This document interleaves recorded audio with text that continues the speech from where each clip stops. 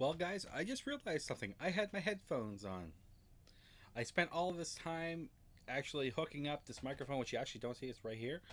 So I didn't have to use my headphones, and I was still using the headphones anyway. So I finally took them off. I'm sweaty, all this stuff, and you guys didn't even tell me. So what the hell?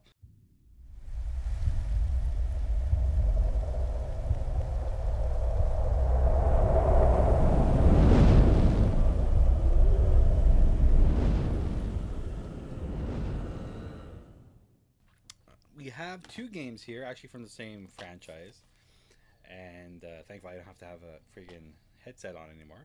We have Resident Evil Origins Collection. This is a remaster of both the GameCube games, the Resident Evil Remake and Resident Evil Zero.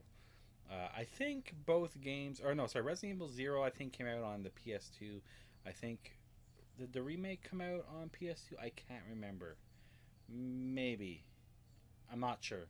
But anyway, uh, really good game, and we actually end up getting the first game. By we, I mean Buyaka85 myself. We ended up getting the game digitally. The first game, the remake, digitally on the PSN. But then when they announced that a double pack was coming out, I decided to get the double pack, which I actually haven't opened yet, as you can see right here. So there's the wrap on it. But really, really cool survival horror goodness in this package. Two games, you can't ask anymore, and they're really, really cheap. I think it's only like $20 for the two games, which is incredibly cheap. The other game was actually incredibly cheap. Mixed feelings in this game for a lot of people. I personally like all of them, but it is what it is. We have Resident Evil 5. I do want to get Resident Evil 6, which is probably the most hated or one of the most hated core Resident Evil games. Again, I don't really mind it. I like the co-op aspect of it. But Resident Evil 5, I played this game originally on the 360 way back. And well, I think we ended up playing it co-op. Black and myself ended up playing it co-op at some point.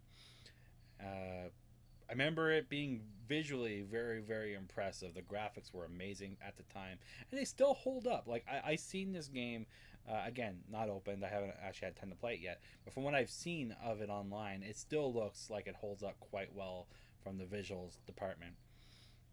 And I liked the whole Resident Evil 4 kind of over the shoulder pop and shoot kind of gameplay mechanic, shooting or whatever.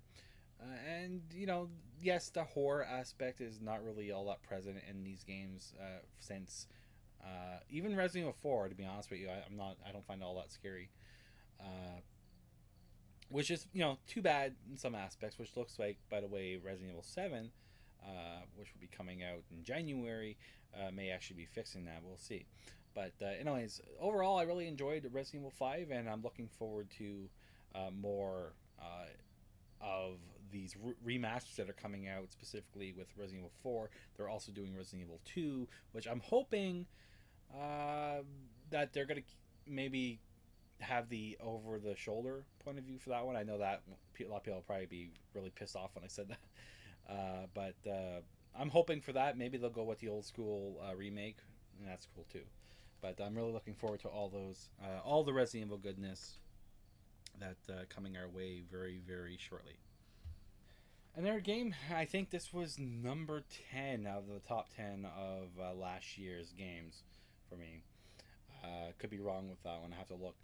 But anyway, this is Star Wars Battlefront, and a lot of people complained about this game originally, and the biggest complaints I heard from it was that it didn't have a lot of the same modes that the original Battlefront had on like the original Xbox and PlayStation 2 and whatnot. And yes, that is true to some extent, but overall, at its core, it's still it's basically a Battlefield game with a Star Wars skin, which to me was what Battlefront was always meant to be. Everyone wanted a Star Wars Battlefield game, but a well done one. And I personally think they delivered on that aspect. But one thing I will say again, DICE also behind this one. They were behind the Battlefield 4. Is that they're having a lot of post release work being done onto this one, post-release content, both paid as part of the season pass, but also free stuff such as the new solo mode and whatnot. I thought that was all cool. Next up, we have Teenage Mutant Ninja Turtles, Mutants in Manhattan. This is a whose name is Platinum Games, right? I'm pretty sure it's Platinum Games. I'm gonna say it's Platinum Games. It's the dudes behind Bayonetta, and that really intrigued me. That those guys were the ones that were making this game, but apparently it was the B team that was making this game, not the A team. A team. But anyway, overall it's all right, but it's very disappointing because I let my expectations exceed what this game was actually going to be. Again, I thought it was going to be the A team doing this one, the guys who were behind, awesome games like Bayonetta and Bayonetta 2, and they kind of let me down. And plus, I looked at the Transformers game and seeing how well they did that game, even though it was quite short. And but overall, I mean, I liked it. So when I seen that they're going to do a Ninja Turtles game in the same kind of style and whatnot, I thought it was going to be a sweet game. And to be fair, it has its moments. I'm not going to say it's complete trash. I think if you're a Ninja Turtles fan, you're still going to get some enjoyment out of it. But it wasn't what it could potentially be. And that's, I think, what's the most important or the most disappointing aspect from this game. Next up, we have a somewhat controversial game. We have Tom Clancy's The Division. I say somewhat controversial because, again, just like with Destiny, some people love this game and some people not so much. However, unlike Destiny, this game actually reviewed quite well. I think it was at an 84 overall, I want to say, or 80 overall. I'm not too sure. But overall, me and Buyaka really love this game. And we like the whole mood it's set. The main issue I think a lot of people have with this game is that it is a Tom Clancy game and it's supposed to be in this like somewhat realistic setting. But then you have these RPG like mechanics in this game, like the leveling up system and leveling up enemies specifically that kind of move people the wrong way. And so when you have guys who have bats, for instance, who we call the Batman, going around and they're taking, 5 shots into the face and still coming at you, that kind of takes out the realism a little bit. And I can understand that. I understand that complaint. But even still, like just walking through all these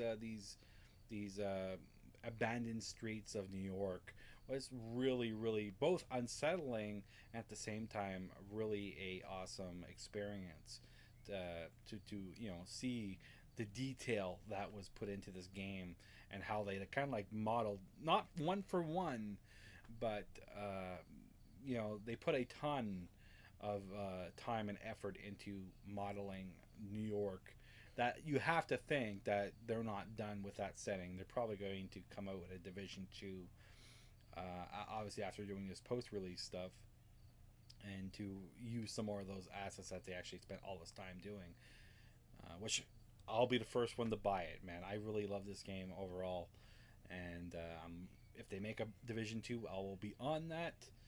No questions asked. I really enjoyed that one.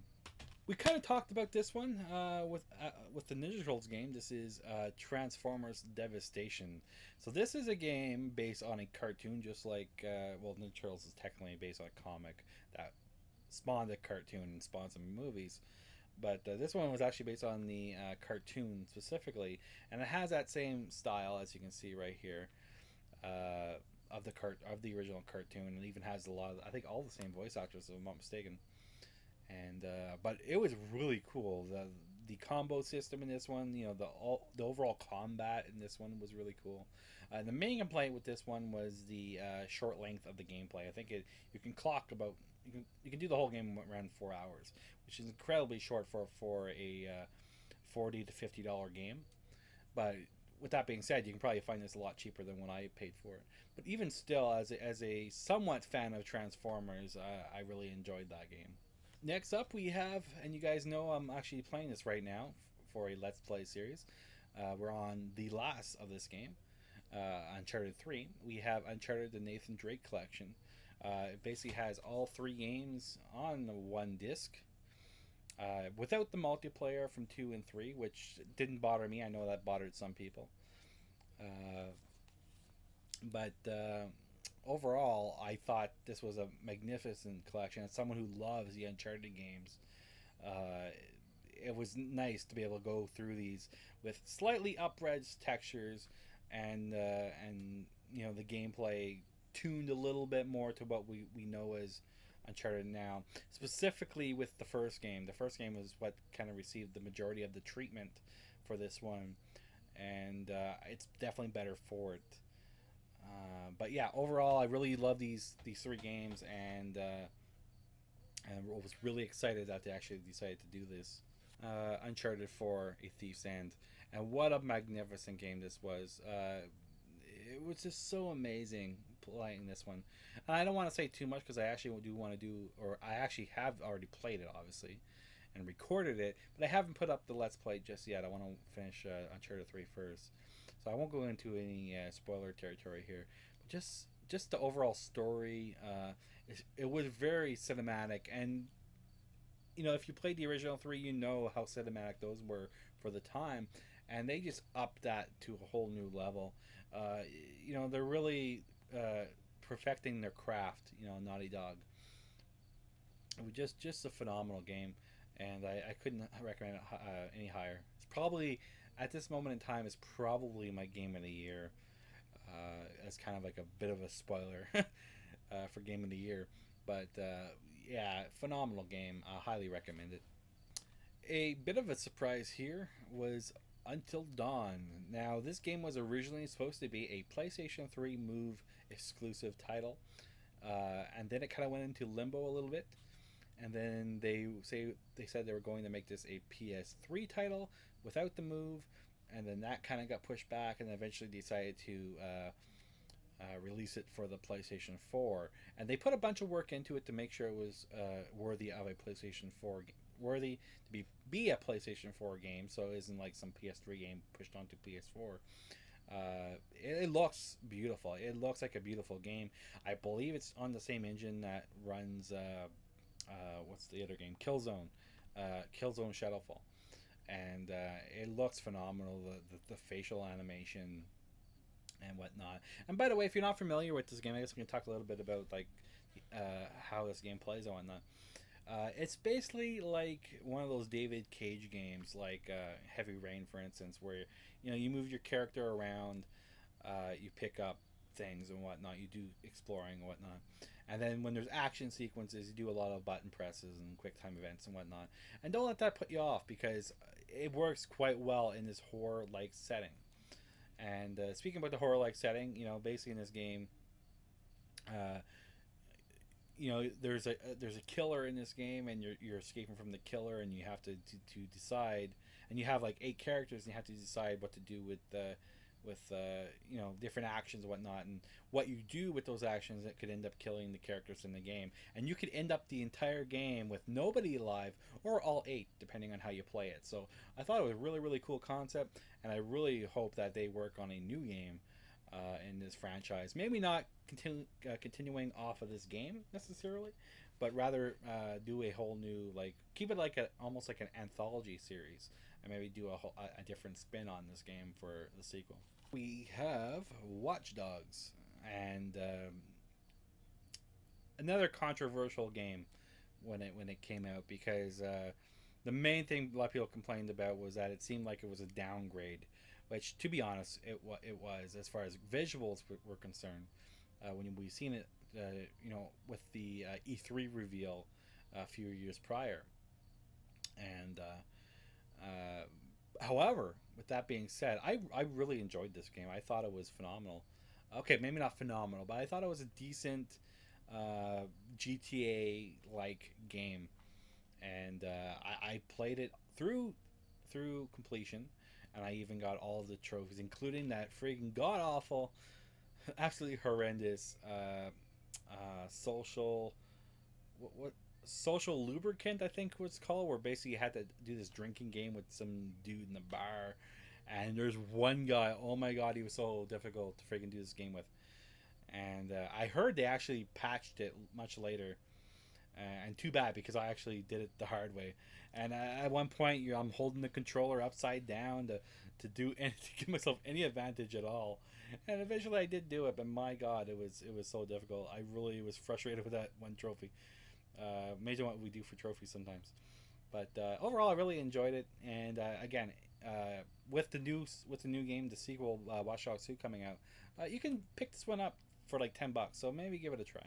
And then finally, we have the standalone game, standalone expansion, Wolfenstein: The Old Blood. This is the expansion to the Machine Games developed game Wolfenstein: The New Order, which was absolutely amazing game. One of my biggest surprises of that year. It's just amazing what they were able to do. I remember when we first seen a lot of us when we first seen the gameplay, we're like, oh, it's a Wolfenstein game. It's probably gonna be average, you know what I mean? But when it came out, my God, was it really, really entertaining. Kind of bringing that again, harking back to that old school, just like with Doom, taking the old school, matching with the new school, and coming out with a awesome game. And so anyway, going on to this game, this is again a standalone expansion. They originally released it as a digital only download. I bought it, and then when I heard that they're going to release it as a physical product, I had to pick it up again to support the developers. I always like to support physical releases whenever possible. So when this was announced, I definitely decided to pick that up. But yeah, overall, really cool game. Again, this is actually both games are really cheap now, but this game is also I think when it first came out, I think it was like $30, so not too shabby. So, anyways, guys, that's basically it for the PlayStation 4 games. Up next, we're going to continue in this generation of gaming consoles and whatnot, and we're going to work on the next console I have, which is the Xbox One. But that will be in the next video. So anyways, thank you guys for watching. Until next time, this is Leburn98. Until next time, take care, guys. See ya. Bye.